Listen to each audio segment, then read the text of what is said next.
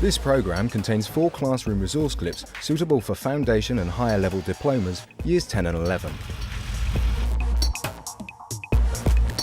The programme is also available to download at teachers.tv.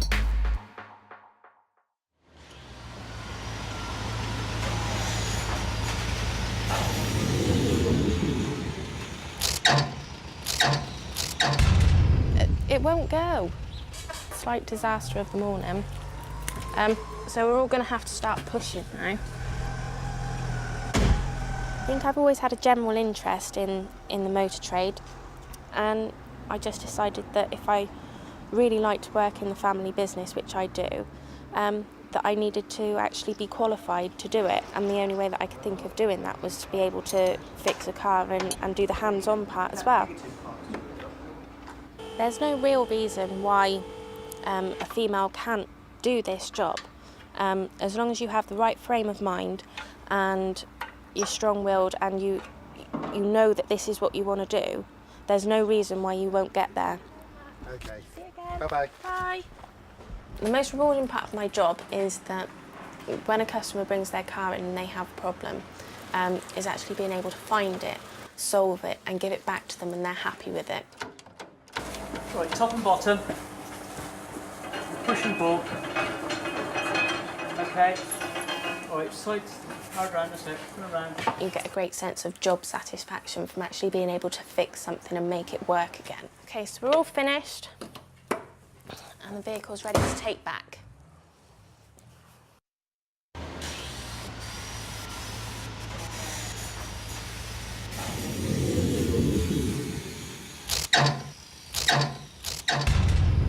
You all right, Wendy? Yes, I've come to pay my bill. Oh, okay. Come on through to the office. 111.80. Just grab the phone a minute. Good morning, Woodward Motors. In this job, it is really important to have good communication skills.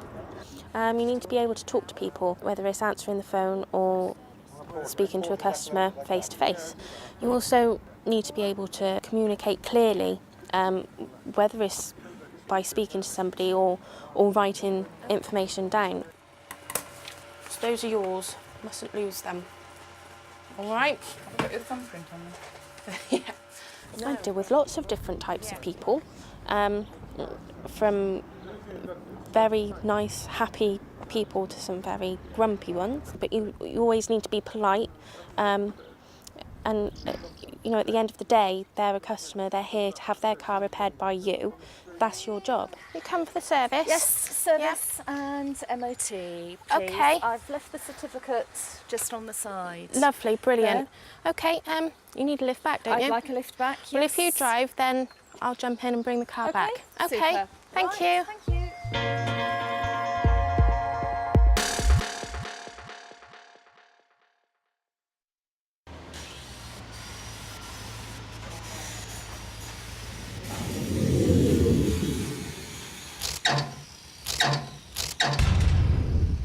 What I'm doing now is completing my worksheet, which will then be converted into the invoice, which we then give to the customer.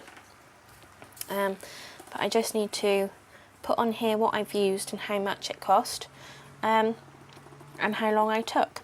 We need a certain amount of numeric key skills. For example, at the end of the day, when I come to do the invoices, I need to be able to calculate the VAT, that kind of thing. Okay, now I need to torque up the wheels. So I need to find the manufacturer's specified setting, which I find in my auto data book, which, as you can see by the state of it, gets used loads.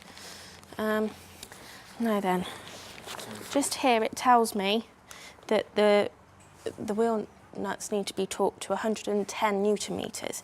Unfortunately, my torque wrench is in pounds per foot, so I need to convert the Newton meters into pounds per foot.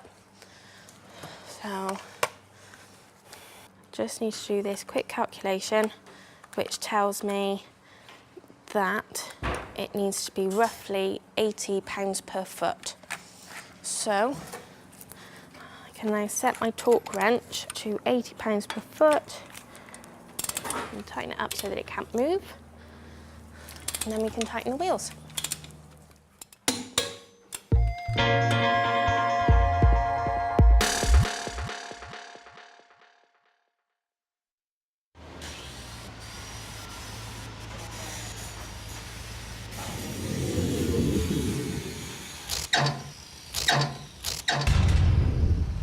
Hello, it's Louise here from Woodward Motors in Rockhampton. Is it possible to speak to Duncan in the stores, please?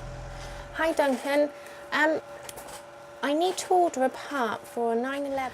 As part of my job of ordering all the parts that we need, I need to find a part for one of our Porsches that we have out in the yard. To do this, I go on an online site which has a database, and I can find the right number for the part that we need and ring them up and order it. That's lovely. Thank you very much. Bye. Okay, so it's all ordered and it'll be with us tomorrow. This machine tests the emissions of the vehicle, basically to make sure that it's within the legal requirements to pass the MOT. So right now we're putting on all the information so that it knows what the limit should be for this particular vehicle. What Brian does now is he just revs the engine to a certain limit. Let's just check the exhaust.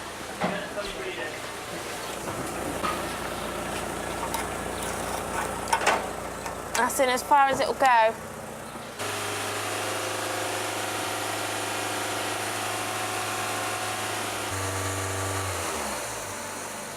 This vehicle has failed the emissions part of the test.